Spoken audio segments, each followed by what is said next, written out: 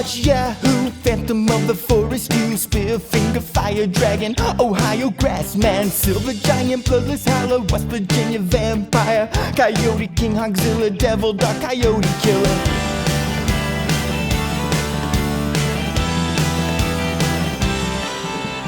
Cave creature, Mothman, Smoke Wolf, a Lizard Demon, Ashman, Grafton Monster, Cow-killing Bastard, Shadow Creature, Dustman, Cherokee, Death Cat, Wild Man, Great Fire Rape. What else do I have to say? Steal yourself some chicken wire, and I'll get some lumber. Catch the Thunder Brothers. Don't you dare get out of the golf cart. We can keep our big seats while we hunt the big feet. Snarly Gastro Team, Red Island Bear Beast, Silver Giant, Squalling Savage, Black Wolf was kind of average, Stone Giant, Raven Mocker, Midnight Whistler, Wampus Beast, Wawa Woman, Ohio Grassman again. Technically Huckleberry, Wolfman or Wolf County, need to find the X again if we hunt the Lightning Man. Webster's Werewolf, Daily Howl, Kentucky Hellhound, Little Girl, Headless Horror, I can't take it anymore. Steal yourself some chicken wire, and I'll get some lumber. Catch the Thunder Brothers. Don't you dare get out of the golf cart. We can keep our big seats while we hunt the big feet. Welcome to BIGFEETS, the podcast where we watch and describe the very real, we didn't make it up, TV show Mountain Monsters. It's a zero-budget show where a team of hillbillies hunt local monsters living very near the road, then fail badly and run away, probably to the hospital, sometimes to shower together. I'm not your regular host, Robert Brockway, because he was partially maimed by the Midnight Whistler. I'm, in fact, legendary internet treasure Seanbaby. And in 1978, I became the first Kumite fighter to exceed 300 matches.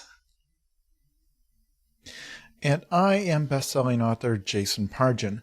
Yes, once again, Robert Brockway is not here. He will be back. Stop saying that he won't be back. He has a contract with I think I'm free to say he's got a book deal that is due, and he had to actually write it because I assume, as in my case, he has spent the advance money. They're not getting it back. So now he has to turn the actual book in or else he will be sued.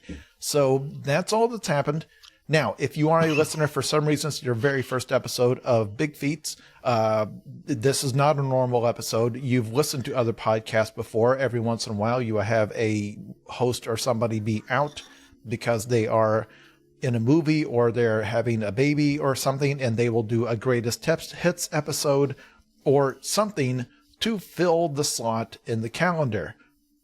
Today, we are taking listener questions or viewer questions if you're one of the perverts who enjoy it on the YouTube. And so, no, you would probably not want to start with this episode, although you can. I don't care. If you're new, probably best to go back to episode 1 and start from there because there is somewhat of a linear progression to both the show BIGFEETS and this podcast. But today, yes, it is just me and Sean. We got a bunch of questions from you, and we're going to answer as many of them as we feel like answering until we get tired of it, and then we will stop. All right. Let's call it a show then. Thanks, Jason. That was great. No, we wouldn't want to do an episode of Mountain Monsters without him. So we're doing we did the not reader want mail, to, which Brockway would have hated anyway. Yeah. But a lot of these questions, they are pretty good. They come in from the vibrant and ludicrous community of 1-900-HOTDOG. You can join in or just support the podcast by going to patreon.com/1-900-HOTDOG. And now let's do some questions. I'm sorry. It occurs to me just now that I did not plug my book in the last episode that we recorded. I should probably do that because it's literally the only thing I get from this other than my own personal amusement. And the $25,000 per episode that I'm being paid. Of course. You're well compensated. Let's pause here and we'll clip this out and we can put it in the other. I think we're in the same clothes. We recorded the same day, so we can just stick it in. I'll just. Okay. I will do. All right. You want me to pretend that we're doing the previous episode and I'm doing a plug for that? Or you could do a bit and it would be that we're pretending to do that, but doing a terrible job at it. I don't know. Maybe there's something there. The book that I am on here promoting is called I'm Starting to Worry About This Black Box of Doom. It made the USA Today bestseller list, but did not make the New York Times bestseller list because they were too scared. It's available in every format. Apparently, the audiobook is fantastic. It has like 200 reviews on Audible, and the average score is 4.8. But it's also available in ebook and hardcover. So if you have a book reading person in your life you need to get a Christmas gift for, please ask them what type of books they like. Don't just buy them a random book, but maybe if you know they're a fan of mine, yeah, get it for a gift. It is a great book, a smart book. I've been reading reviews for it. People love it.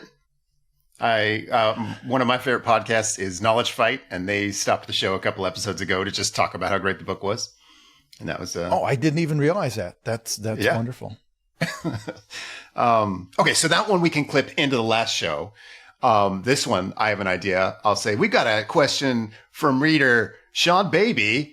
Jason, can you tell us about your new hit book, now on sale? Yes, the book is still called I'm Starting to Worry About This Black Box of Doom. Do not take our word for it being good. Of course, I'm going to say it's good. I personally profit if you buy it. Of course, Sean is going to say it's good. He's afraid of me. Read the reader reviews. Go to Goodreads, go to Amazon, go wherever. That has like a 4 point something. And it is hard to get that score. Like that Goodreads score, that includes crazy people who were like, there's no horses in this book. It's the people who give it like 1 star because it has like cursing in it, and still it has a 4.2 something on there across almost 1,000 reviews. So please, yes, if you think that I'm making it up, read the reviews, see if it's something you would like. It is not tied to any other series I've written or anything else I've done. It is a standalone work. And people do seem to like it so far. Now, but we are recording this somewhat in advance. It could be that by the time this goes up that the backlash will have started. But if so, we are ignorant of that. Right. So we're here with recently canceled author, Jason Pargin, doing reader questions. I have first from Dan B. He asks, what is your favorite trap that Willie and Wild Bill made, and do you think you could escape from it? I'll start. When I think of favorite traps, I liked Van. I liked Big Puddle. I think my favorite was probably when they were trying to catch the Yahoo in just another big stupid cage, but they baited it with every last golden delicious apple in West Virginia. Because it shows how much effort goes into these traps. Like, they had to remove all the other food from an entire state. That's a lot of work. But I could say, as for like getting out of the trap, I could say confidently that any person of any age, strength, or cunning could get out of any of their traps. The brute force of any yellow belt disables most of their traps, and working thumbs cover the rest. I think, yeah, that's...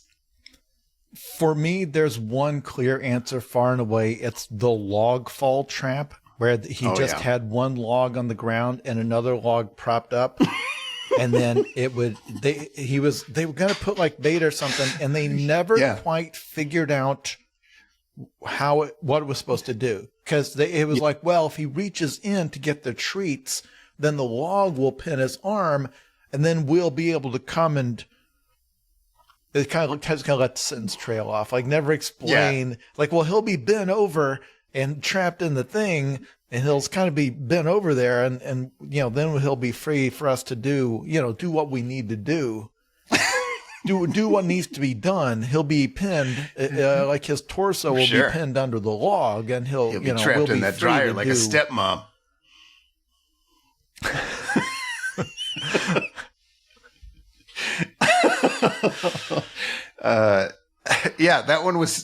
That one was funny because it absolutely wasn't clear if this was going to just mash his arm completely off or just kind of inconvenience him, and he just has to wait for them to arrive to, of course, do what they're going to do. Well, that was one of the episodes where I believe they decided there were multiple ones. So it was like, are they trying to get a row of them all trapped under there with all of their feet kicking? Those are my favorite, where even in their renderings, even in their descriptions, there's such like Wile E. Coyote Roadrunner logic to it. That's what I find delightful about this show, because they're so childlike in everything, in every way. They're just so childlike. It's delightful. It's some of the most joyful TV I watch for that reason. And it's something you couldn't recreate on purpose. I don't know why they're like this. These are all like grizzled middle-aged dudes from Appalachia. I don't know why everything they do, they're the most whimsical group of people I've ever encountered. That's what they're having fun. That's a good choice like of trap, because that one, they came up with a Bigfoot that only eats one type of apples. And when they describe it like running away with all of the apples, that's adorable. That's adorable. It's all right. We've got a question from J. Joe. He says, you're facing a real life Bigfoot and you can only bring one Ames member and you have to bring one. Which one would you choose? I thought about this question a lot. I think my skill set includes combat, climbing, and research. So I don't think we need a Wild Bill or a Jeff. I also find a lot of excuses to get nude, so we don't need a Huckleberry. Jason, you're an award-winning storyteller, so we don't need a trapper.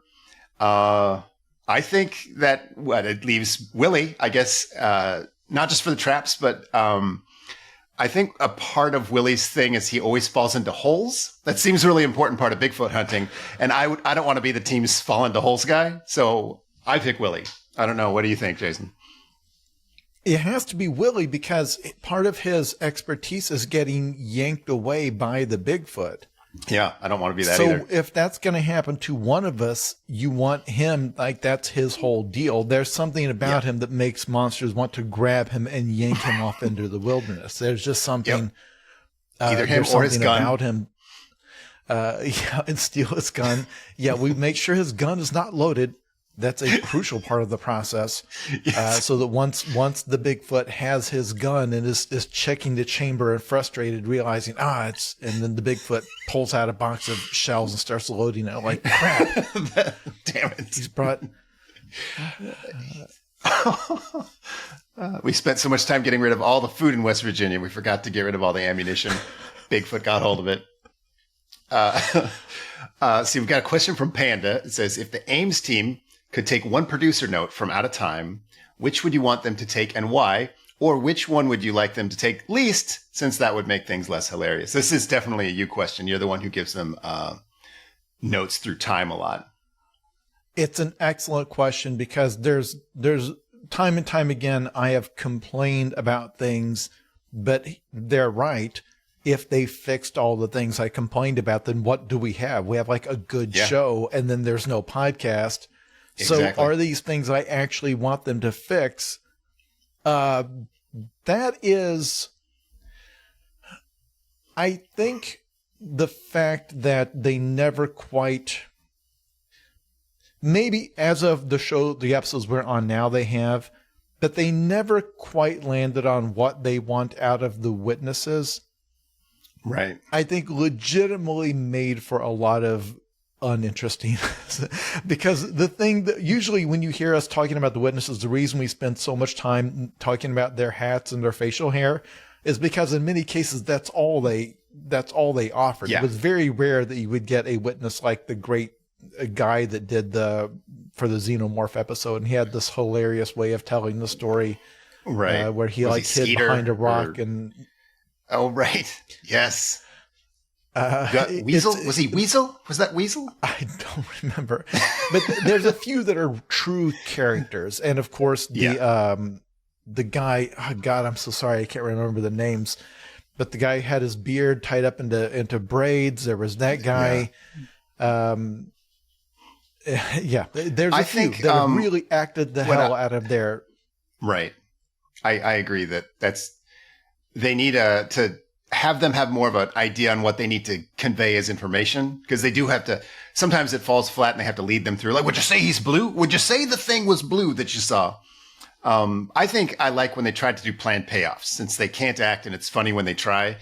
Like for example, remember when Trapper got sheep squatch pee in his eyes? He sort of speed ran a version of this where he's like, what's that wetness? That seems real wet. What could, the wetness burns. You know what I mean? Like he plants the seed that pays off later. And that's something they really rarely do. They seem to just kind of be making things up as they go along. I don't know. Like, I wish they would do some more things like Bigfoot's trying to get back his amulet, right? Like, oh, Bigfoot, he's looking for his amulet. That's what the Cherokee legend says. And then Huckleberry would be like, hi, boys, I got this really unusual belt buckle. And you're like, you know what I mean? And then later you find out, of course, that that belt buckle might be that ancient Cherokee Bigfoot amulet. That kind of thing. You get it. And as of the recording of this episode, we've done one under Buck's regime. As Trapper was, kind of steps aside because of his health issues. I suspect that's the stuff you're going to get under Buck. Because it's under Buck, you're going to get, later on, they have to assemble the magical axe to defeat the Thunder Brothers. Like, that's a Buck thing from, I'm guessing he's probably a video game guy. Like, he's bringing, like, video game logic. We have to assemble the three parts of the axe. Like, that's something straight out of a game. Younger dude, and I think he is the one who... It's more, no. We need some sort of actual linear thing where this show spent a lot of time where literally the third witness, the only thing they had was a grainy trail cam photo of a creature they had now fought. They'd already fought, yeah. And it had sent one of them to the hospital and they have to pretend to be like, oh my God, look at that. It's bigger than we thought. And it's not bigger than you thought. It punched you in the face. It threw Trapper in a lake. You know exactly how big it is. It's like they were trying to invent like something for each witness to do because that was the format. And that was one case where even in terms of it being funny, but I think they know that now. I think they've largely started to get rid of it. Yeah. Our dear friend Mo, kind of similar to one of the other questions already, but different enough, I think we should answer it. It says, you get to choose one Ames team member to protect you and have to survive the rest of the night being hunted by the other members. Who do you choose? And then he also adds what trap would be the worst and or wildest to stumble upon in the woods without context. So I guess the first one, I think we're picking one Ames team member to come with us and the rest hunt us. I picked Jeff, and I think you're going to think that's crazy, but I think it would be good to use Jeff as bait. And here's the idea. I think we maybe could take out one or two while they're hunting Jeff, but once they get his thermal camera, I think that's the perfect distraction because now they're trying to work his thermal camera. But you and me, we're already covered in mud. We walk right up to them undetected. And we take advantage of all their weaknesses. For Buck, we just gently shove him over. Willie, lure him near a hole, any hole. Huckleberry, mind control. Trapper, we create a series of footprints and sticks arranged in an interesting way. Take him forever to analyze and describe. Wild Bill, methamphetamines. We put methamphetamines in a bag, throw them a different direction. We've taken out the entire Ames team. I think about this stuff all the time. It's a great question. Yeah, well, the way this is going to play out is in the first hour of being hunted, each and every one of the Ames team will have incapacitated themselves either by falling down in a creek or having rolled down a hill or having tossed themselves into a lake somehow. And then it is going to be up to us to get them to the freaking hospital. That's the thing. So it's like we know for a fact that Willie has a driver's license. We've seen him pull up. He apparently is able to rent, earth mover equipment. That tells me he has a current ID. If there's somebody that's got to drive these guys to the emergency room, I think he would be the one to do it. He's gonna have to help us pile them into the golf cart and get them out to the highway. Try to explain what happened. Try to get Buck out of the creek where he's rolling around trying to get back onto his feet like a turtle that's been flipped on its back. I love that you've skipped past the idea of these men being a danger, and you're just trying to figure out how to keep them alive while they hunt you. Yeah, how far into this? I'm sorry, but how far into this hunt would the last one no longer be standing? I mean, we could find the gentlest terrain, and we could find it. I don't think it would make any difference. Yeah, it's not going to happen. I guess what's the craziest trap in the wild? You've already mentioned that log falling trap, which I think would be a good answer for this. But yeah, I think the dangling bamboo box where it's just hanging in the middle of a cornfield it's just dangling there. I think I would have spent a long time staring at that. I'd be like, did a cartoon rabbit come to life and build that? What am I looking at? I think the craziest some real one time building this. What? For me, when they tried to catch the Duskman and they built that cube of quicksand along that path, I feel like that's the one I would find and be like, oh shit, someone out here is a psychopath. But there was another one when they fought the Stonish Giant where the logs dropped and then that did something in the middle, it pulled a little snare in the middle. Do you remember that one? It didn't make any sense. If I saw that, I'd be like, this is like an ancient cotton gin or something. I just would have no idea what I'm looking at with that trap. Well, that's the thing is in that episode, you said that it looked like storm damage. It just looked like a bunch of crap like a bunch of logs that are falling over. So I don't know that I would even identify that as a mechanism. I would just be like, exactly. The tree fell over, a bunch of debris over there. And now, if I accidentally activated it, I would be extremely confused. I'm sure, but little metal thing around your ankle, you'd be like, this couldn't be a trap. No, two very heavy duty cables just gently pulling against your calves. Like what? Yeah, this is a massage. This is a massage device. This is how you make cream corn in the woods. There's no way this is a trap. We got a question from Two Broke Girls Forever. They ask, if you were only hosting a Rewatch podcast, what would you love/hate to watch in its entirety just for content? Do you have a show you'd want to do a podcast on? What's one of those soap operas that's been running for 40,000 episodes? Like General Hospital. Days of Our Lives. Just it's 1948, and they do an episode every day. They do 300 episodes a year. Love to do a Rewatch podcast where it's having to go every week. We cover one episode and have to go back over the old, presumably incredibly racist episodes, everything from back in the ancient days of TV when they would just stop in the middle of the show and talk about their favorite brand of laundry detergent, because that's how they used to. That's why they're called soap operas. They'd have to the whole plot would be around why this detergent gets her man's dress shirts the whitest. That's why he still loves her. I have a sincere answer to this. In terms of which ones I would hate, I don't know. Yeah. I think I almost started one of Flavor of Love, if you remember that show, which was when they had Flavor Flav as the Bachelor, and he picked his favorite girl. I loved that show. The sequel, all the spinoffs I think were great. They did a Bret Michaels version. The girls from Flavor of Love, New York, got her own show, which was great. I'd watch any of those. I also like old cartoons, so I'd probably do a Birdman or Herculoid, Super Friends, one of those. Sincere answer. Yeah, I don't even know if Flavor of Love is available to be viewed anywhere. If it is, probably at tremendous expense. But man, that was an era of TV. I saw every episode of that show. A bunch of women competing to have sex with Flavor Flav. And do you remember in season 2 when one of them pooped on the floor? That's in my memory. That's not something that happened just once, but maybe that had such an impact, and I told it to so many of my friends that I'm remembering that as something that happened every 3 weeks. I think it was just the once, and that was real. Oftentimes, reality shows will make things up, but.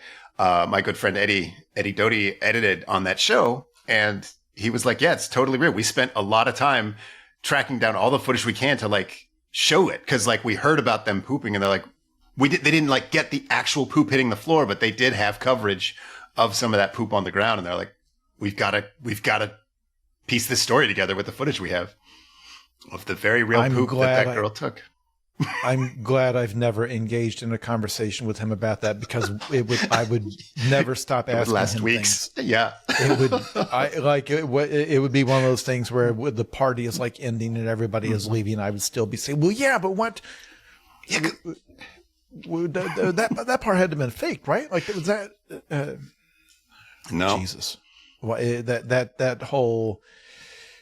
Wow, I don't want to get off on it, because that whole era of that TV would be a great. Why don't we make it? If you weren't, don't have time for that.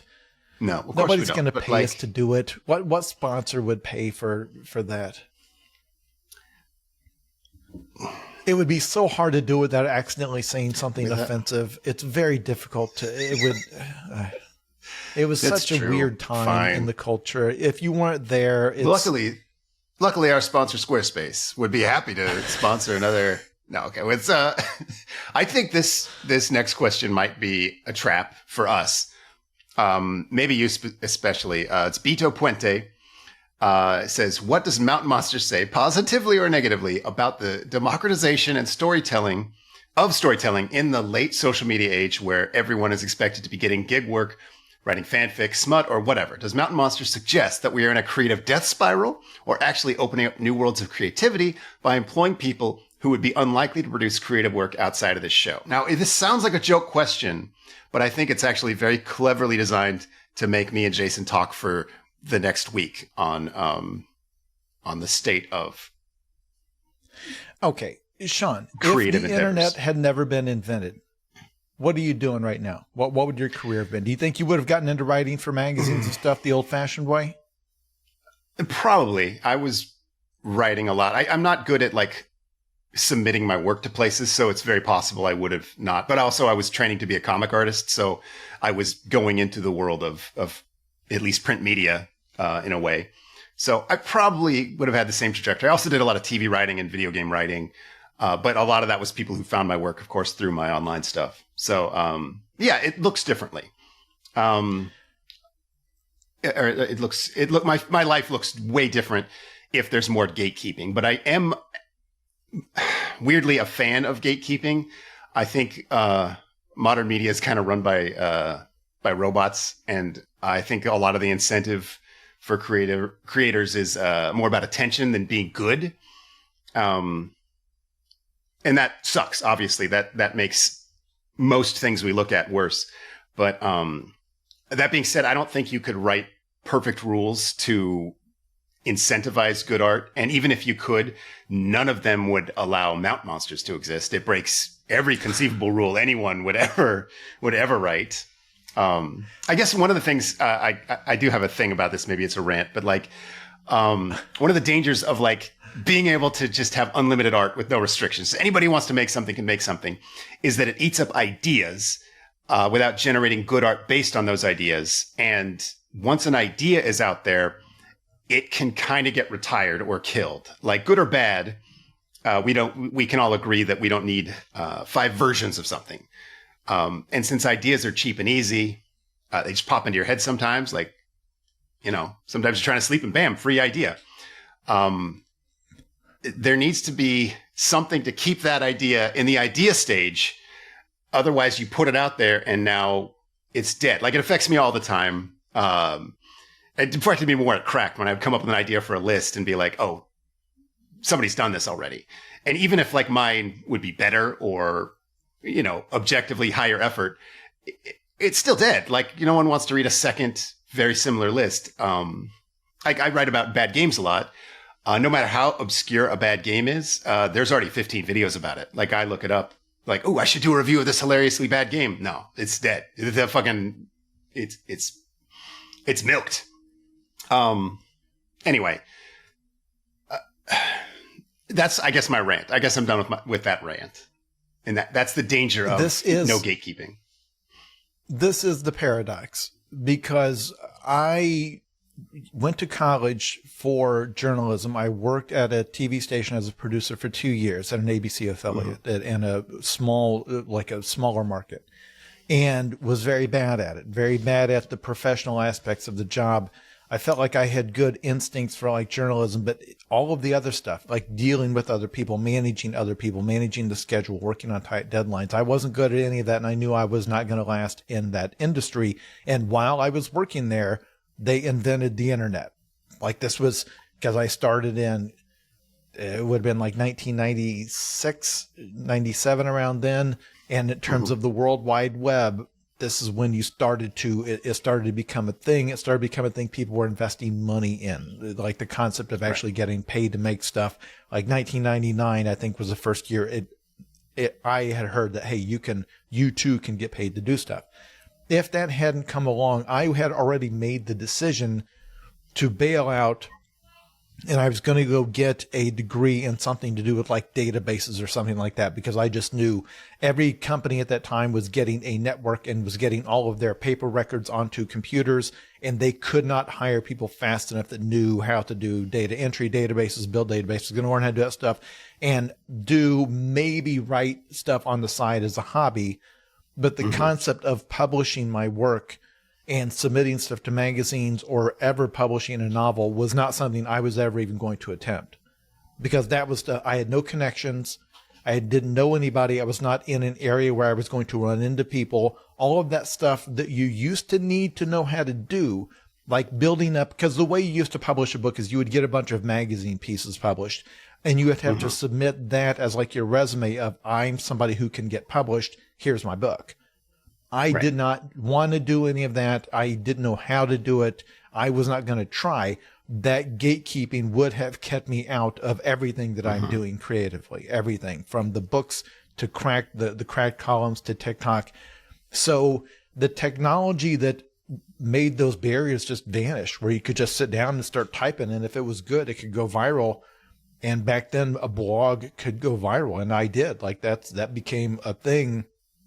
And that was with no resume, no connections, no training, really. Yeah. My training was in broadcast journalism, which I was terrible at. So when we go and then make fun of people who clearly should not have a TV show or should not be famous or an influencer, like, you look at these YouTubers or whoever, and these people should not be as rich as they are, I can't really say anything, because it's like this, I would be pulling the ladder up behind me, and here and there, like these guys' situation was a little bit different, where there was a point that this is a format that is dying now, but the industry, when they started, there's just endless channels and endless basic cable channels and this endless long tail and they were just trying to fill it with whatever. And this is why, like, I don't know if people realize the show Pawn Stars, remember that there was this period where a bunch of pawn shops got reality shows? It's still on. The Pawn Stars is still on the air. I think that show where they make the custom motorcycles, I think, is still on the air. Jesus. Like there was a period where every job got a reality show because they were dirt cheap to make, and they were just trying to fill 24 hours of airtime, and that was the window that these guys slipped into. Where again, I think is fascinating, because it's like, yeah, we want to do one of those shows. The shows where the people catch crab, the shows where people hunt for gold, the shows where people do, fight fires in the wilderness, only it's going to be fake. It's like, no.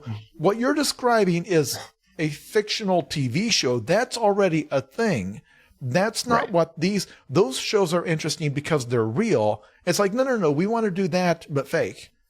It's like, well, are you actors? It's like, no. It's like, so why are you allowed to make this show? If you owned an actual pawn shop, then you've got a reason to make a show about a pawn shop. If you're an actor, you've got a reason to act in a show where you're doing fiction. If you're neither of those things, if you're just a guy, it kind of sounds like you're trying to trick us into paying you to do acting, even though you have no training in acting at all and can't do it. And they did. So I don't know who am I to criticize? Agreed. Same thing. I would argue that when you and I started on the internet, success was much more about word of mouth than it was about algorithmic manipulation, which is kind of what I was ranting about earlier, is that like so much of what we see isn't good, and most people would agree it's not good, but somehow it got fed to people, and maybe it's passable, or maybe it makes them react in a way that creates engagement, blah blah blah, which again is not. It doesn't. The end game of that is not good art. The end game of that is not like something fun we'll look back on, I guess. Yeah, and there's no question that's, and I don't even, it's almost like you went from having what they talk about, the democratization of art, where anybody can do it, where it's actually gone back to, there's like 3 corporations right that have written an algorithm, and now it's which of you can open your mouth and the thumbnail, or like, ooh, that's good. Click. You're pointing at whatever the big bucket of spaghetti you're going to eat on camera. Is that still a thing where the people eat big buckets of food on camera and other people masturbate? I'm sure. I bet it's dwindling and they can't figure out why, and they're just like, "Why? I keep eating spaghetti. Why isn't anyone clicking anymore?" They're just trying anything else. Squeezing cheese through a sock, is that something? Wow! Why won't anyone look at me? And I do think that's what's funny about looking at the last episode we did, where we tried watching an episode of the newest iteration of this, of UFO Cowboys, because there it is like, well, yeah, but we need like sexier, more handsome faces we can put in the thumbnail. We need sexier graphics, better graphics treatment that looks more modern and cool. And it's like, no, you ruined it. And it almost feels like they were thinking, well, no, we've got to make it more 2023. It's like, no, that's not why we were watching. You misunderstood. We were making fun of you. It's like, no, we're going to make it good this time. It's like, no, you're not capable of making it good. You can make it bad in a way that we will enjoy. You can't make a good show. That's not you. Yeah. You're never going to make a good show. Yeah, UFO Cowboys is like the exact plot to Wayne's World, the movie. Like they took a they took a lovable thing and they yassified it.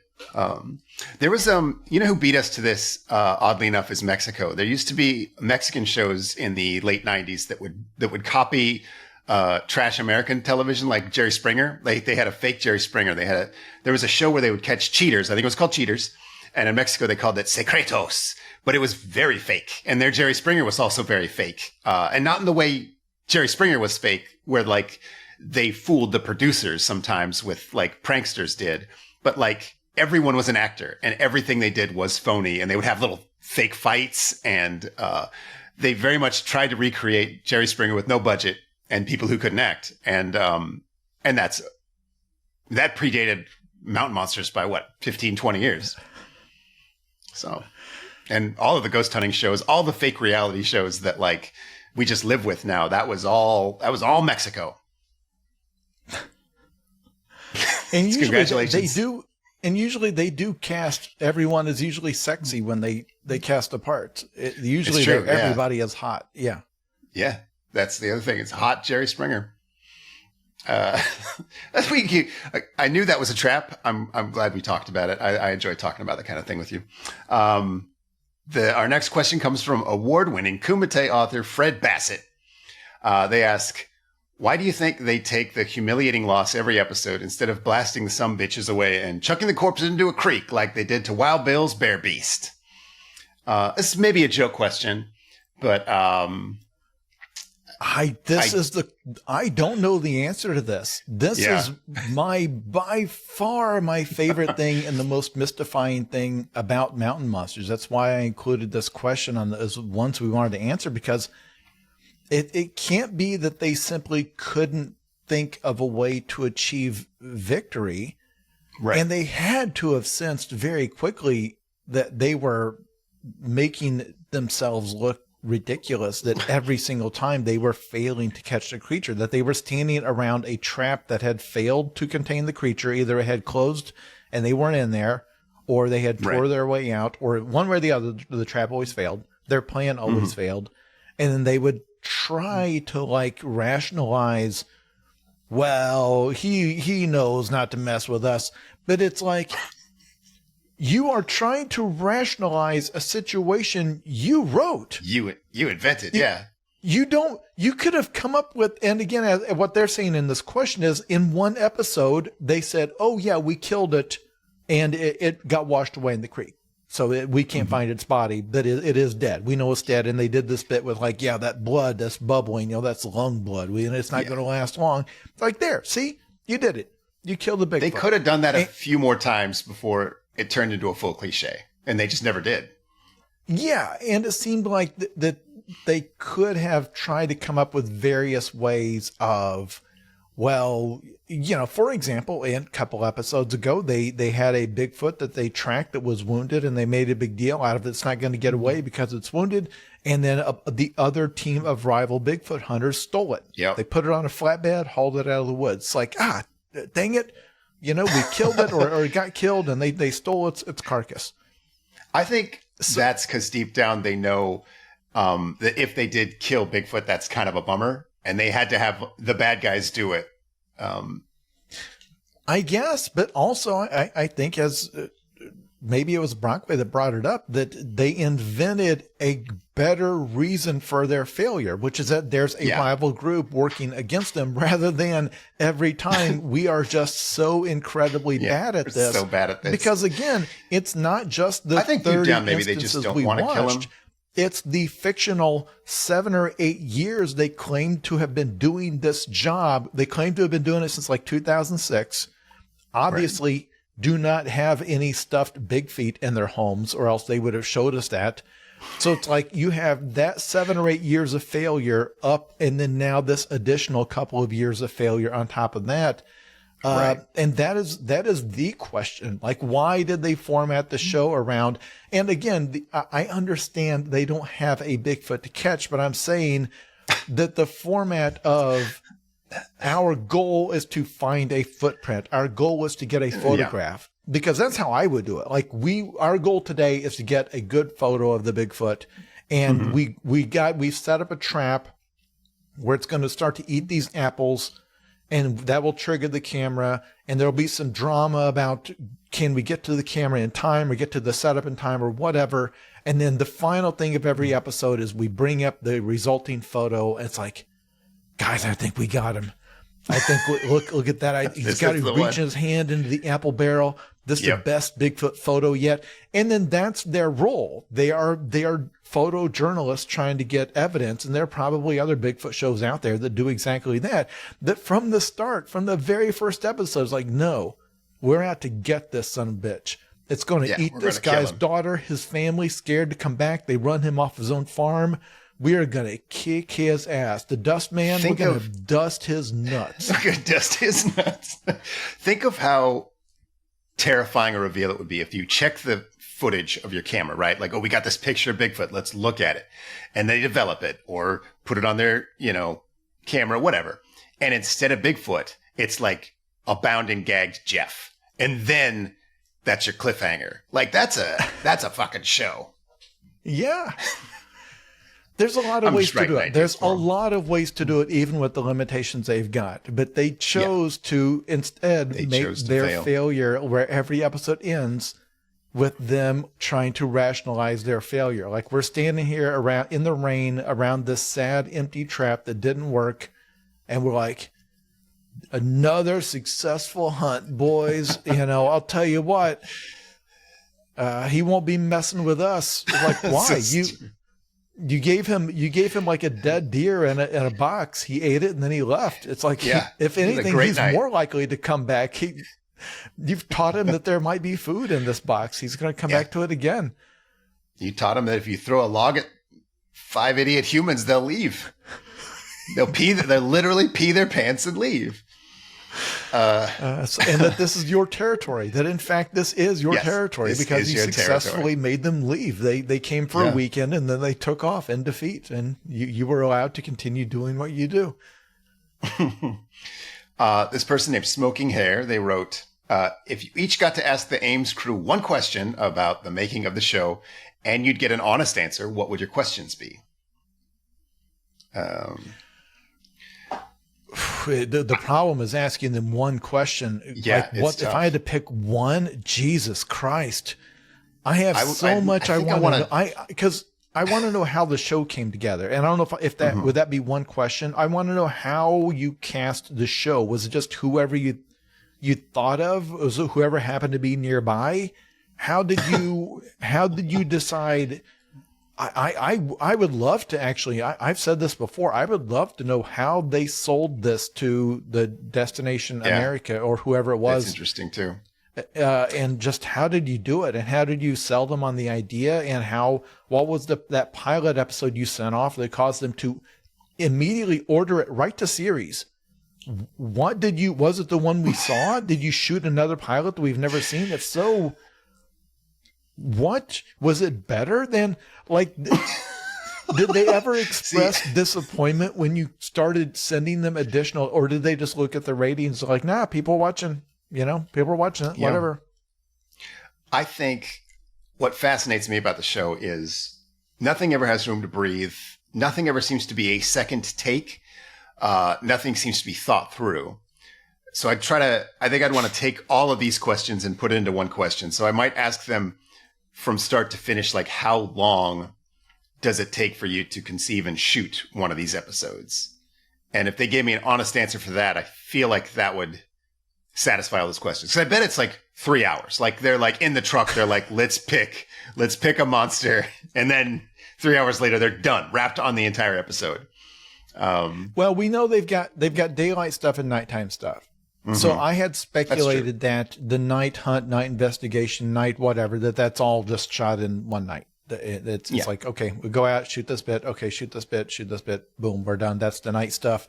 Witnesses, they're all just in the same area, like 100 feet from each other. They'll literally like move the camera over here, and then we're going to roll up like, oh, where are we? We've been looking for hours for this guy. And it's reality. It's just, if you just turn the camera that way, you would see where they talked to the last witness. It's just, you're now pointing at, so you got his field in the background instead of his barn. And now you're talking next. Like, it does seem like you could knock this whole thing out in a few hours if you were efficient. And so I think we know where they are lying, where they're being dishonest with us. And that would be the most satisfying to get verified, that like, oh yeah, we just had the 3 guys in the field. We fucking moved the camera to them. Like, that would be like, that feels good. That would feel good to know that for certain.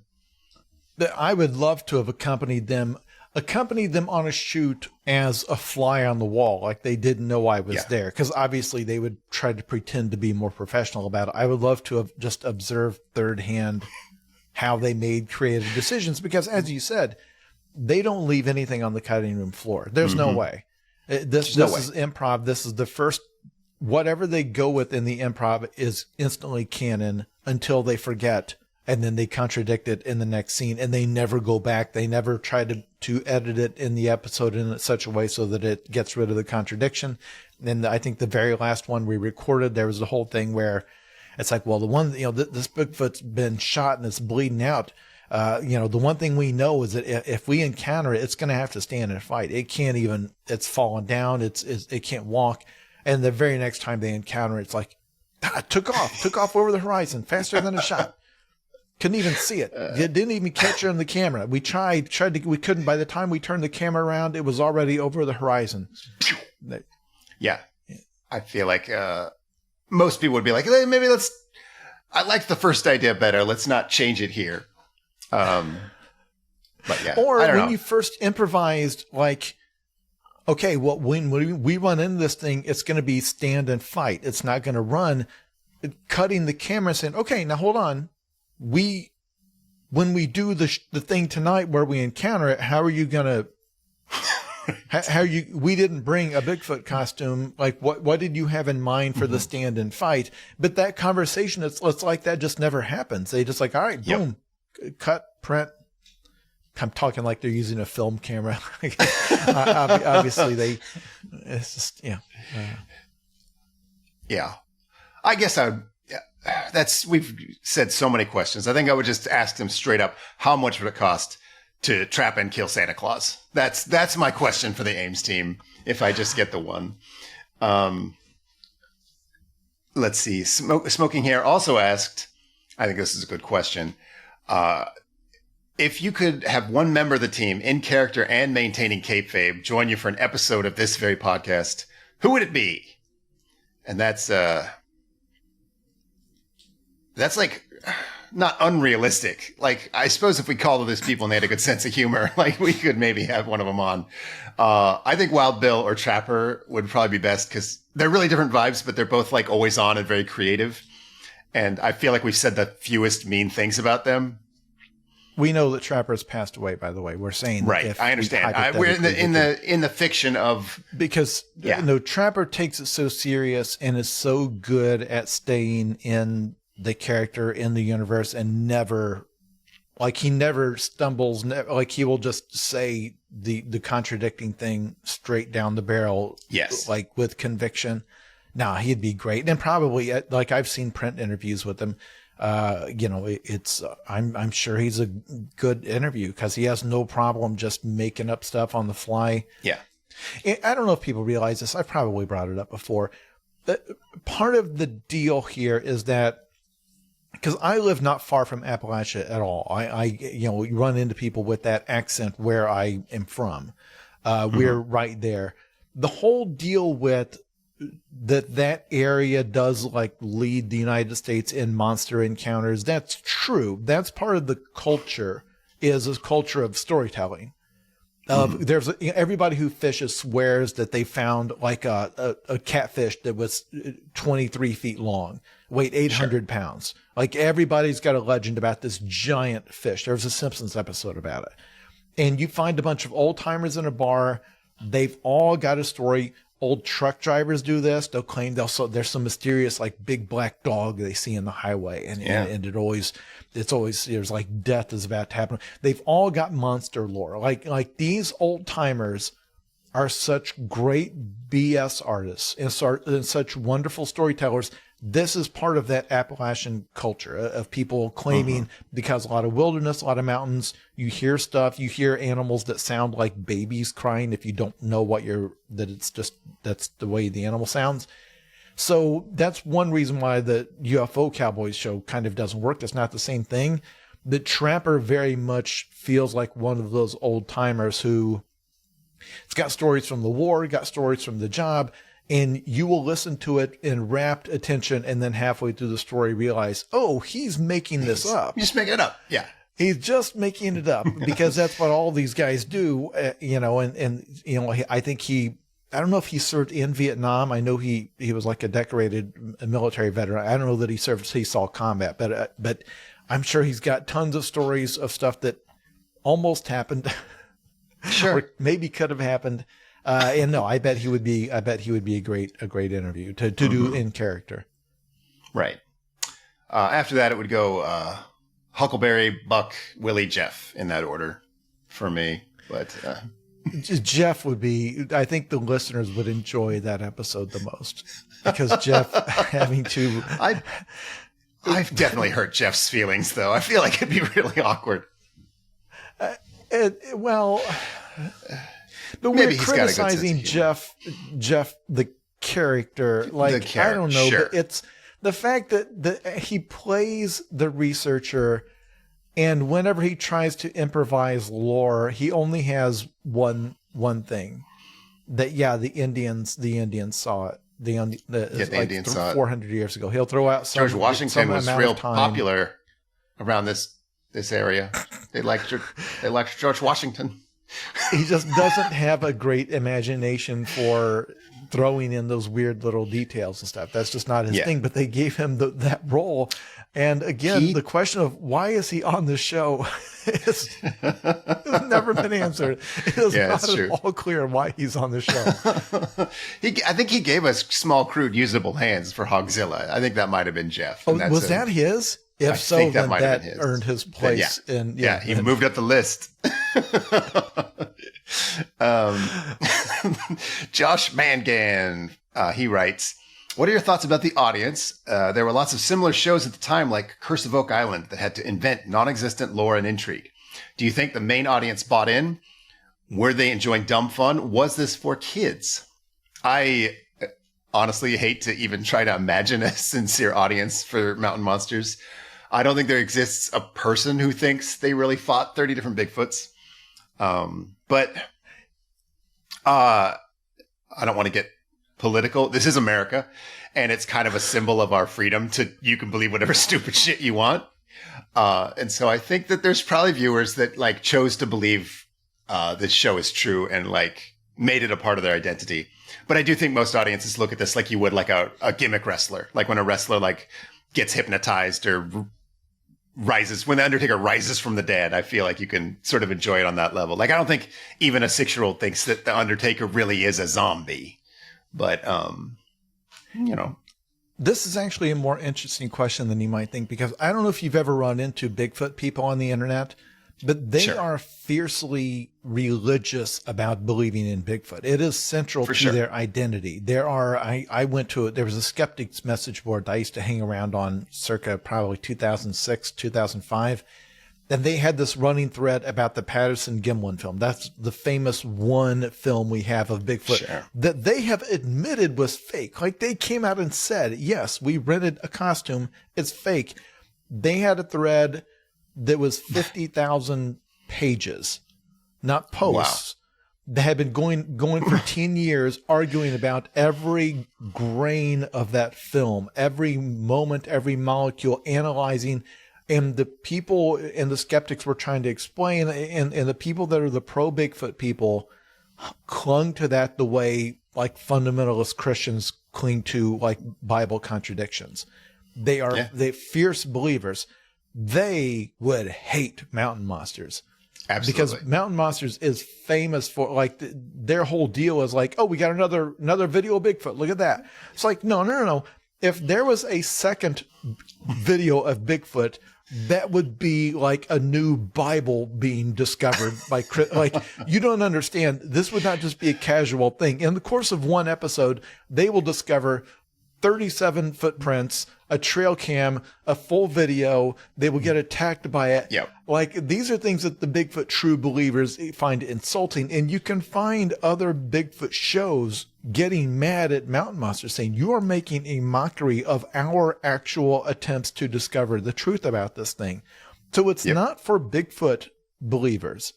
So I always just pictured like stoned college kids just like having it on in the background, like just like laughing at it and it's like, are they watching it ironically? I don't even think they know. I think it all just kind of, it's just silly. It's just silly. It's something silly that's on your screen.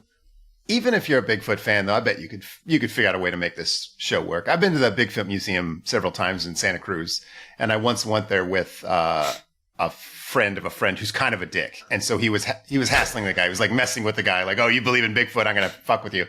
And this was right after like the guy who invented Bigfoot died and was like on his deathbed is like, "Dude, I made the whole thing up. This I shouldn't have done it. Now that I think about it," and so he brought that up to him, and the guy immediately concocted a conspiracy about how like Bigfoot was trying to get him to say that on his deathbed because it would sound more believable. And like this guy just straight-faced, completely knew Bigfoot was real, but also really indulged in the stupid pop culture of it. Like you could buy like the $6 Million Man lunchbox where he fought Cyber Bigfoot, and you know, like he's just like, whatever. I just like Bigfoot. I know he's real. I fucking know he's real. But you know, it's fun. It's fun to talk about the whimsy of fake Bigfoots. Anyway, I'm familiar with the religious fervor of Bigfoot fans. Let's see. We've got Jay Thompson asks, in an ideal world, how do you all see the MM series ending? That is because they would try to do, and see, here's the thing. We're saying this without having watched all of the existing episodes. So I know from what fans have told us that by like season 6, it gets into some spectacularly weird places, and they've got all these strange subplots, and they get lost in a haunted forest at one point, apparently. Okay. So they keep expanding on the lore, and they keep I'm assuming borrowing things they have seen in other fiction where it's so in terms of how it would play out, most shows like this, if it was a fictional show, there'd be some sort of world-ending event where they would have to either sacrifice themselves or one member of the team would have to sacrifice himself, and the rest of them would be like how I think Buffy ended, where it's like, and the rest of them, it's like, yes, the world is safe now. But the problem is, once their goal is their goal is not to eliminate Bigfoot from the world, but there would have to be some sort of an achievement. You see what I'm saying? Right. Like something where they could go out on and say, now we can go and just live our normal lives. They just go to space on the Bigfoot mothership. They maybe they do want to get rid of Bigfoot. They release a bioweapon. They test like V, the final battle, where they just shove the gas into the air that doesn't hurt humans and animals, but kills all Bigfoots. To me, I think the plot thread that would nag me all the way to the end was the Cherokee child bride. I feel like if they could reunite that ghost girl with her original family, that would be a nice ending for me. That's the one I want wrapped up the most. I don't like that loose thread tangling. They never did let her proceed to the afterlife or whatever that belief system would have had. She was still 11 years old and married to Bigfoot. It's fucked up. It's fucked up. Will always be, God willing, is the most downer moment of the entire series when it occurred to me that they were implying that she had been killed as a child. That in the course of becoming Bigfoot's bride, she did not live through whatever that process looked like. Yeah. And because she was a ghost child like that. Isn't that the rule that meant you died as a child? So being Bigfoot's human child bride was not a thing that your body would necessarily withstand. It's not a survivable process. No. Yeah. We don't need to go into detail. Yeah, no, don't. And in fact, don't stop trying to picture it in your mind, because what you're picturing in your mind is illegal to picture even in your own mind. Illegal. You have to go to jail now. Robo Slim writes, maybe I missed the credit, but who made and performed the theme song? I know Sean sings for Dog Zone, but I can't tell if it's him for Big Feets. I don't actually sing for Dog Zone. That's Zach Kuntz from Auralnauts doing the Dog Zone theme song. I do sing a lot on the show, but I didn't do our theme song. The Big Feets theme song is our audio engineer and adult film star Jamie Kelly. And she has done several theme songs for the Dog Zone as well, including one tragically lost to time when we found out Bruce Willis had a tragic brain condition and not a funny, unethical view towards filmmaking. So we made that whole Bruce Willis episode, and I wrote that Air Supply like parody song, and Jamie re-recorded the entire thing. I talk about that a lot. I loved that song, and it's lost to time. We canceled it with our fucking woke pro.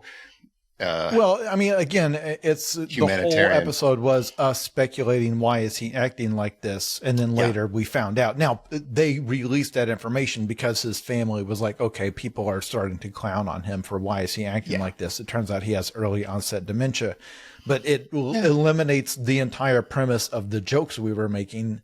It's not just because we feel bad for him. We do, but the jokes now don't make sense because we know why he's acting like that. He was unwell and a bunch of people were taking advantage of him. And I think he was just trying to make as much money as he could while he could still function well enough to act. But yes, very sad that episode, that is the saddest part of the whole thing, is that episode was lost. That's the saddest part. Absolutely. I think Bruce Willis's entire family could agree.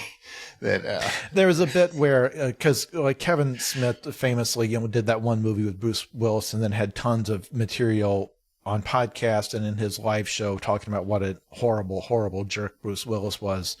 And then Kevin Smith came out after the diagnosis saying, "Oh, I had no idea that." It's like, no.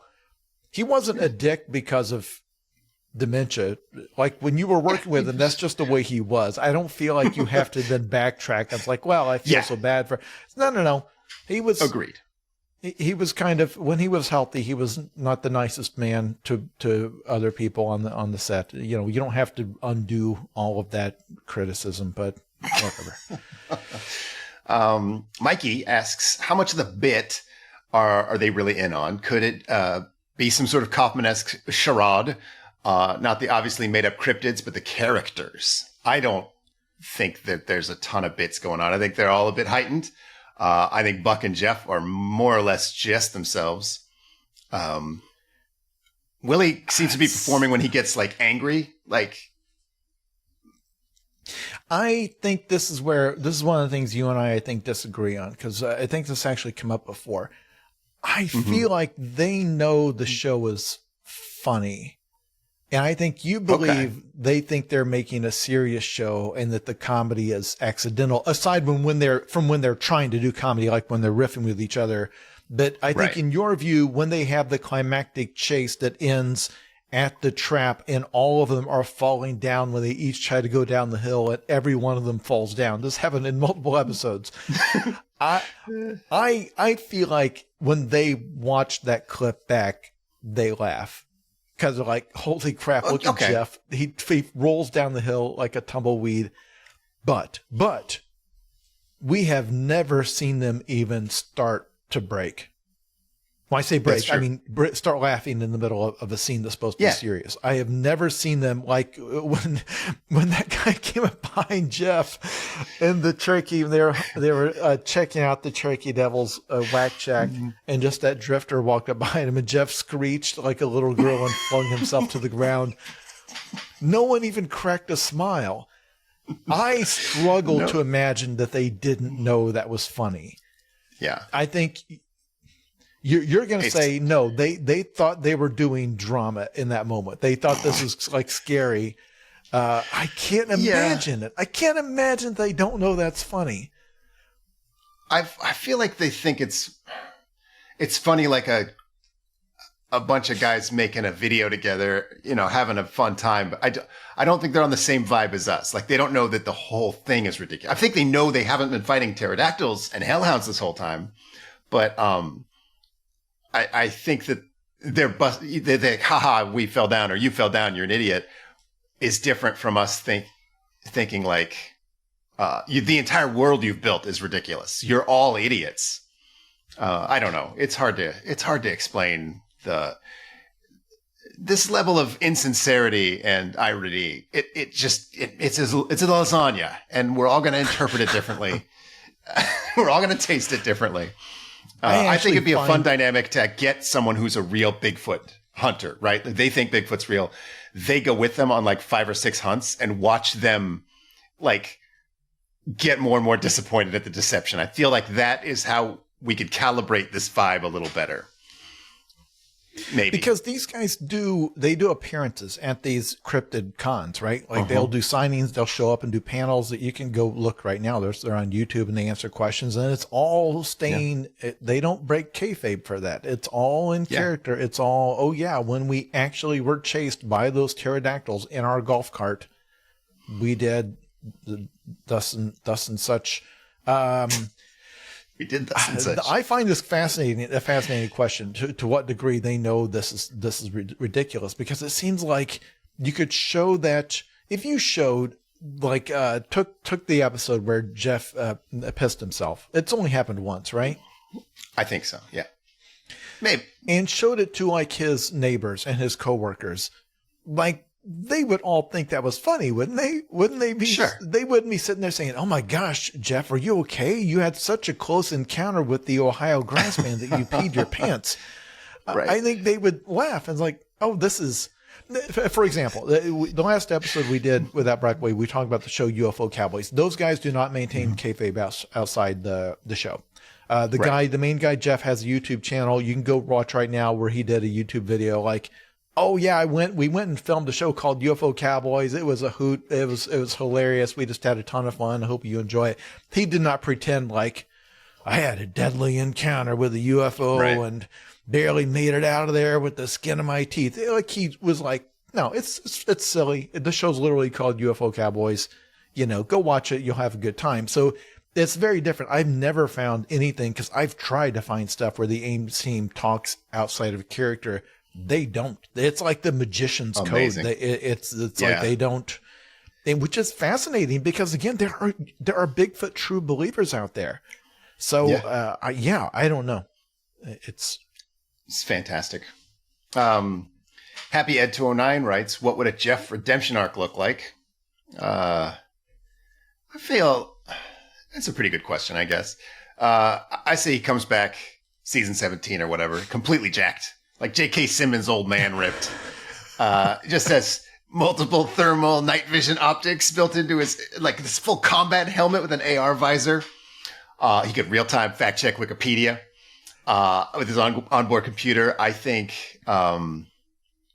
you'd need some sort of narrative, some sort of like event, like he has to choose between finally capturing Bigfoot or saving Buck's life. And he like can only lunge for one of the ropes in time, and he picks Buck. And that's, I think, how you redeem Jeff. If I was writing the show. Okay, well, it's now allow an award-winning storyteller to tell you how this would work. Please. It's very simple, because the real rivalry has always been unspoken between Buck and Jeff, because Buck was the rookie, Jeff was the old timer, but we have seen Buck get promoted past Jeff. We have seen Buck kind of clown Jeff. Like in the beginning, Buck was the one they were all like hazing as the rookie. And then over time, he just redirected the hazing onto Jeff. What you need, very simple. In the course of a Bigfoot hunt, Buck's pants catch on fire. They have no water to put them out. And then Buck has to say to Jeff, I need you to piss my pants. That is so good. To put the fire out. And now everything that was considered a weakness, guess what? Now we need it. Now this is what's going to save us. The thing we were making fun of him for, now this is what's going to get us out of this mess. And we will realize that he had value all along with his one skill, which was pissing pants. Pissing his pants. Everyone gets their moment. You're right. That is really good. That's much better than mine. And a lot more filmable. Like mine requires a lot of work, a budget, a big setup, a big ramp to get to that moment. Yours you just need a light Buck on fire for a couple minutes, which has to happen every time he tries to start a cigarette. Yeah. Mine requires nothing because it will actually happen at some point. You just have to wait. Let's see. Greg the Wizard asks, what's your favorite cryptid from the show? I like just a basic question like that. I'm going to say Hogzilla. Small, crude, usable hands. It's fucking timeless.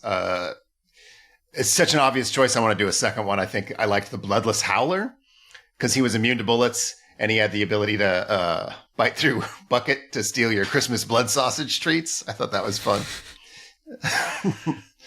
Hogzilla is so far and away just because of this is such a beautiful example. We don't talk enough about how much of a train wreck their improv was on Hogzilla, because if you remember, listeners, this is one where it ended with them catching a totally normal small pig and declaring that this was the monster that people have been describing, where they had coached their witnesses. They improvised in the truck the question of whether or not Hogzilla has small, crude, usable hands and gets up on its hind legs and then uses its hands to do things. And then repeatedly they tried to make that sound terrifying and not like the most adorable thing you've ever seen in your life. Because if there was a hog that could stand up on its hind legs and had tiny little child hands, it would be like that baby hippo that's a TikTok sensation. It would be everywhere. It would be used only for hugs. Yeah. And then because they're talking about where, it can stand up on its hind legs and rotate around. And again, every mental image was more delightful than the last. And in the end, when they finally caught it, Trapper, instead of saying, we've caught an unrelated wild hog because they're everywhere, it was like, well, no, this is Hogzilla. This is what they've all been seeing. And their witnesses were saying things like, well, no, it stood up. And it was 12 feet tall. It weighed 1,200 pounds. If it weighed one, I saw its little hands. Like it's, and it was so nothing funny. Made sense. It was such a disaster. But and also though, if I had to give another one that doesn't overlap with yours, they're expanding the Mothman legend to Yes. he did 9/11. Because Yeah, it went from really the strong. real thing is that Mothman is like a harbinger of doom. Like he shows up before a terrible disaster. But in Mountain Monsters, like, no, he causes the disasters. He made that Right. bridge collapse. And then some people saw him right before 9/11. And then boom, it was now canon in their show that he did 9/11, the Mothman. Yes. And, He and eats also gave him electricity. teleportation powers. Yes. It was just so much, just they kept adding things. And this is only on episode 5. Like, I don't think, I'm sure that in subsequent episodes, they regret going that far with Mothman because they had to keep saying things like, this is going to be the strangest creature we've ever fought. It's a Bigfoot that can draw pictures. It's like, no. Yeah. This is you- you fought an ageless, teleporting, mind-controlling bridge pervert that did 9/11. It's Yes, nothing. Al-Qaeda You're not Mothman. allowed to be amazed by anything from here on out. It's funny you mentioned their improv skills during Hogzilla because it reminded me of one of my favorite parts of that episode is when Jeff said he had small, crude, usable hands, and then Buck said, no, he doesn't. Which is just magnificent improv. Just to be like, he doesn't have hands. Funny. All right. Mean Rock Destructotron writes, do you and the rest of the Dog Zone boys know of anything that even comes close to capturing the bizarre magic of Mountain Monsters? Something that has that level of jank, amateurishness, and earnestness? This is tough. I'm sure you've seen the movie American Movie, Jason. Mm-hmm. Yeah, it's so great. Everyone in that movie absolutely sucks. They suck at everything they try. The things they do are almost perfectly designed to humiliate themselves, but it all comes together and you love all of them and their thing they made is great. That kind of has that on paper, like similarities. I like Andy Sedaris movies. I feel like they're like that, just really untalented weirdos doing exactly what they want with no rules. As for the specific vibe of the show, there's a YouTube video or YouTube show called The Ultimate Self-Defense Championships. It's exactly what it sounds like. It's like guys putting themselves into like real world self-defense situations and seeing which martial arts work the best. But a lot of it involves like theater. And so like the guy will say like, give me all your money. And they'll have a knife and you can fight the guy. But if he hits you with the knife, then you lose. But you could give him your wallet and then get like self-defense points. They do situations where like a guy's hitting on your girlfriend or like somebody has poop on a stick, that type of thing. They did a zombie episode. That has a lot of Mountain Monsters vibes. I don't know of anything because I am not the connoisseur of weird, bad art that Sean is, and I don't seek it out. So, like, for example, the other shows like this, I've not seen any of them. I don't go hunting for the other UFO shows, Bigfoot shows. I don't watch any of the ghost hunting shows. I know some people love it. And I'm sure some of those, like that Zach Baggins has become very famous for doing that type of show and has made hundreds of episodes. Maybe it's like this too, where it's kind of a combination of them desperately trying to get something that plays on camera. And I don't know, but I have not, part of the whole joy of this experience is that I don't have any equivalent media Right. that I've consumed it's that has really the same unique energy. Those ghost hunting shows you talk about, like the vibe of those is usually they're kind of relatable. Like a guy will go into a dark basement and be sure that there's a ghost in there. And you're like, I guess we can kind of all relate to like just getting really spooked by something and kind of like having an irrational fear.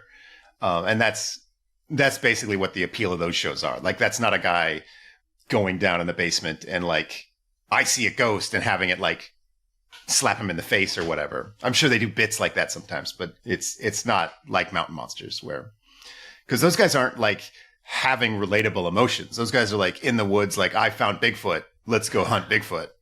And they're not like scared of the dark and running away. They're scared of the horde of pterodactyls. From here on out, because we've been going for a while, if you want to pick out like maybe we'll just select do a really couple good more questions you want to answer for the last few here, because there's obviously way too many, but they also start to you're repeat right. a little bit. So, let's see. I think the next one was kind of interesting. Like it's similar to one we did where the Battle Royale one. Should we do that one? it's up to you if you've got a good bit to answer. I don't know if I have a good bit, but I did think about it a little. Britton Tolford wrote, Mountain Monsters, Battle Royale, Hunger Games, each man enters with a weapon of their choice, dropped into the middle of the forest. Who wins? I did have fun thinking about this. Because I do think dropped in is just that language is too heavy. Everyone other than Willie and Wild Bill are incapacitated by whatever the fuck you meant by dropped in. So I think it comes down to those two. They're both immune to fall damage. Willie can build traps. I think Wild Bill has higher combat stats, but I've watched a lot of those movies, and they never end with the obvious choice. And I think Jeff would be the biggest twist. Like if a clever writer could get Jeff to the end of that movie, that's the fun. If he didn't die a joke death immediately, which I think would also be very tempting for whoever's writing that movie, I think if he survives 5 minutes, he survives the whole movie.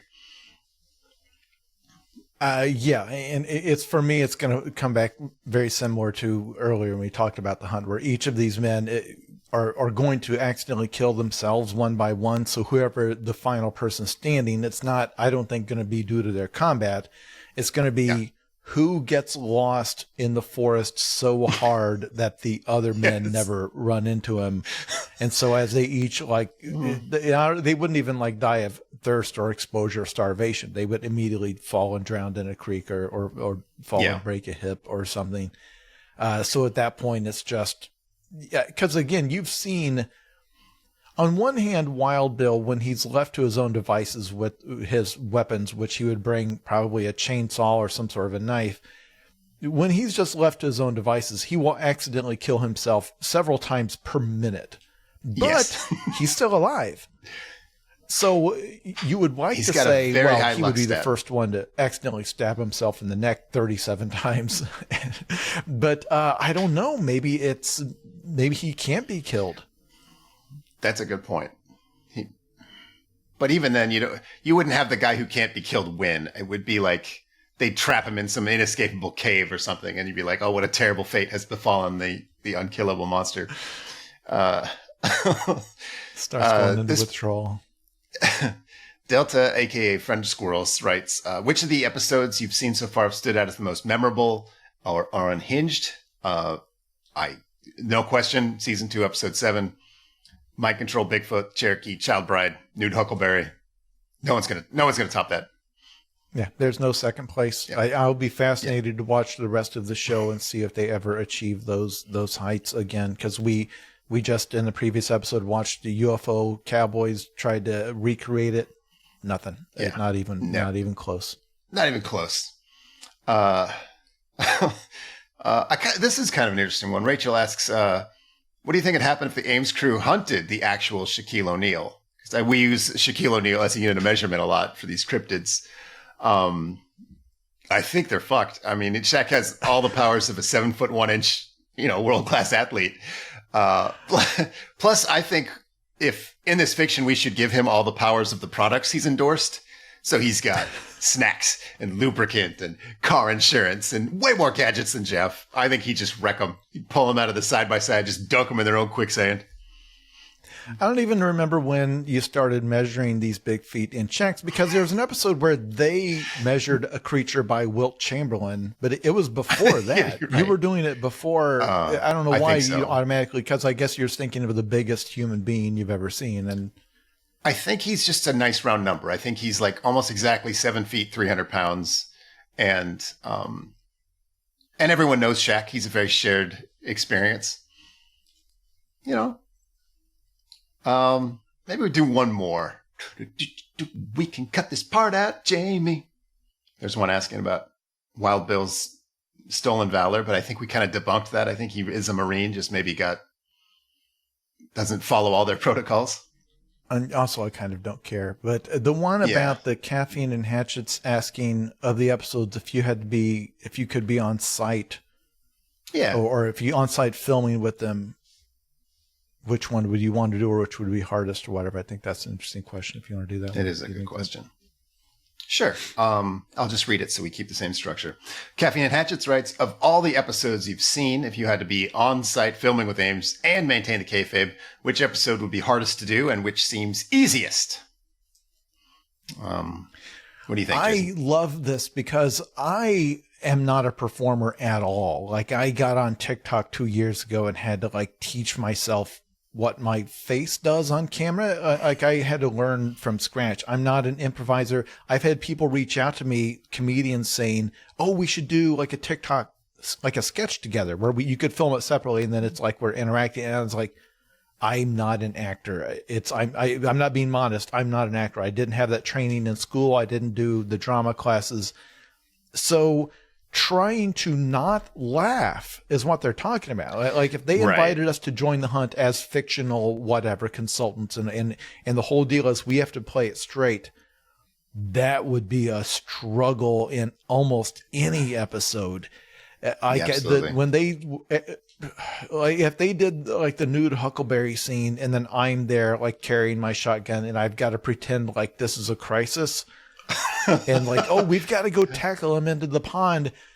I don't know what I would do in that moment, but I can guarantee you it would not be the same thing as what they're doing, and it wouldn't be what they want me to do. Yeah, I have a feeling whatever you're picturing, it would also be different. So even if you're on set and think, here's how I think I'm going to tackle Huckleberry when he's naked, I think the act of doing it, you would learn about yourself that, no, this is not how I would react to a situation like this. That it feels like one of those situations you could put yourself in it hypothetically, but until you are actually in it, you don't know what you would do. Maybe I'm wrong. Maybe you tackle a lot of nude men, but I feel like I would say, okay, guys, I got this. This is how it's going to play out. And then everything would fucking go crazy, go haywire the second filming started. I'm sure that's the best answer is the nude Huckleberry scene. There's no way I wouldn't break kayfabe. I would laugh. That whole episode, I'd be like, Buck, you need to shut the fuck up about this Cherokee child bride. Absolutely not. That's not in the show. Yeah, Cut. That would be a nightmare because every time Buck started talking about that stuff, the camera would like show me start to say something and there'd be a clear edit where they'd had to cut out whatever I said because it would be like trying to steer him away from, well, you mean when you say child bride, you mean that, you know, she was like a teenager. She was like 17 or something like that. But of course, right. She wasn't that age when she died, was she? Like, I would not be able to stand by and just nod. And it's like, yeah, that's right. That's where you break character. Like, no, guys, stop the show. We are fucking, let's make a rule right here and now. No more pedophile Bigfoots. Just like, I don't know. Just age up the bride. Just in the ward, the original ward, not a child. Why just not? Age up. She was a marrying age woman. Right. Make her half a Bigfoot. Let's do something. I don't know. I can't even really play Dungeons and Dragons. I can't like do the theatrics of like pretending there's a Mothman nearby. I think I would just completely suck at this show. So I do admire they have a skill set I don't have when I see this show, and I do admire that. The question of which episode seems easiest, like you could have pulled it off. I don't know. Hogzilla. It's a real pig. I'd be like, hey, look, it's a real pig. That's kind of exciting. we got a pig in a cage. It's a fun night out, guys.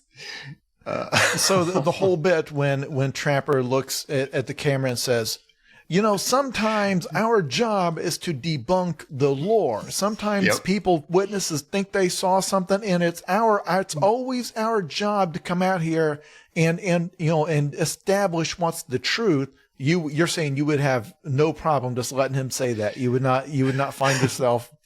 No, you're right. I would laugh. I would laugh at that. I would make fun of him for that. I couldn't resist. I couldn't do the most simple episode of this show. I would be good at when Jeff says the pig has hands. I could be the guy saying the pig doesn't fucking have hands, Jeff. Because even in the truck briefing, I wouldn't make it through that. Nope. Because there was so many questions. You know, when there was that one where Jeff had said that there are sightings of creature going back 3,000 years in the Americas. It's like, how do we have those records, Jeff? Where do we? Are those cave paintings? What do you? Who inhabited this country 3,000 years ago? Do you think? Do you suppose? Yep. It's just that you have to play along with his I don't know. I don't know. That's actually a difficult question. Which episode could I have made it through without ruining the shoot? I mean, every time somebody says, which is every episode, this might be the most dangerous Bigfoot we've ever faced. Every episode they say that. And to restrain yourself from saying, well, the Mothman was immortal and could teleport and could mind control you and did 9/11. This is more dangerous than that, Trapper? Wow. Because it weighs 500 pounds and can hit really hard, can punch you really hard. So that's more dangerous than the Xenomorph, which is an intergalactic being that had technology to get here from another galaxy. Yeah. And acid for blood. And also a lot of times the power of the Predator. Because they got mixed up in the improv. Because Jeff tried to get the powers of the Predator. Like, yeah, I couldn't have done that. Once Jeff said he had illusion camouflage, I'd be like, no, Jeff, that's Predator. We're doing Alien, you dumbass. Now, I know it's weird because Alien is never found alone in the woods. I know that's Predator. But we got that mixed up right at the start. We got to just roll with it. We don't have a spaceship to encounter. We don't have a space station we can encounter the Xenomorph on. We realize the Xenomorph makes no sense out in the woods of West Virginia in the wintertime, just running around this cold-blooded insect thing trying to find a place to lay its eggs or whatever. But no, this is not the Predator. Oh, Lord. This show is a marvel. I think, this was way more fun than I thought it'd be. I really thought that we were going to do it in reader mail. What a bummer of idea. But I think we got through it. I think it was fun. Okay. For the listeners out there who fear that the show is never coming back, look, I realize there are examples. For example, my favorite podcast of the last several years was the It's Always Sunny podcast, where during the pandemic, the actual cast members of It's Always Sunny, the original 3 guys, got together and did a podcast going episode by episode, doing behind-the-scenes stuff, but also just talking about the industry. By the way, it's still out there. If you've never heard it, they didn't record very many episodes, but go listen to it, because they are extremely frank about how the industry works and about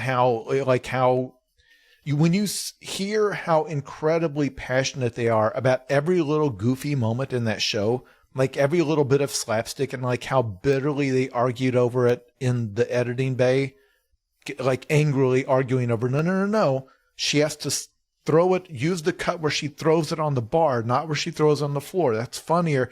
And you realize how much they care, how much care and detail goes into comedy, even silly comedy.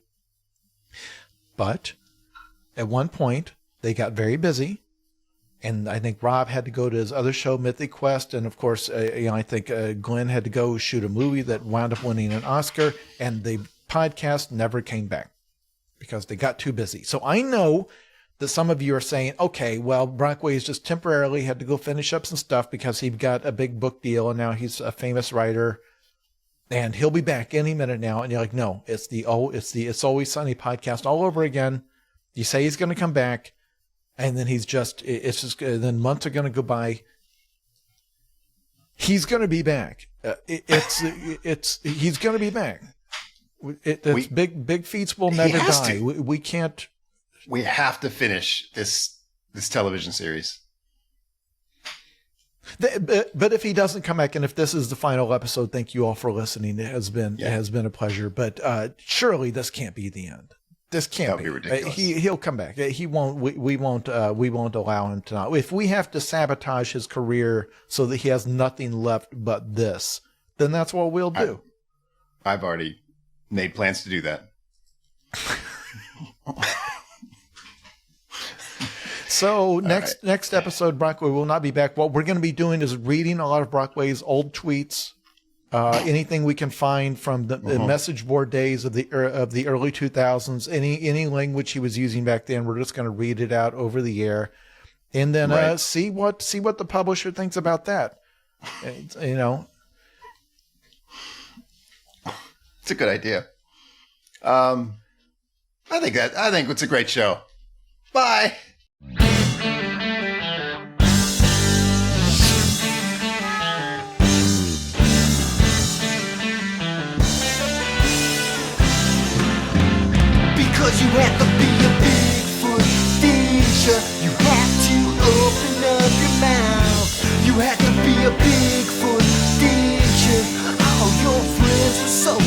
down. You had to have the last word last night. You know what everything's about. You had to have the white hot spotlight. You had to be a big